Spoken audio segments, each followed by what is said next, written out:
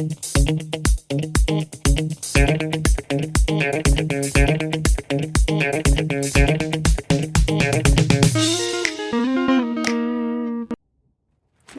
hi.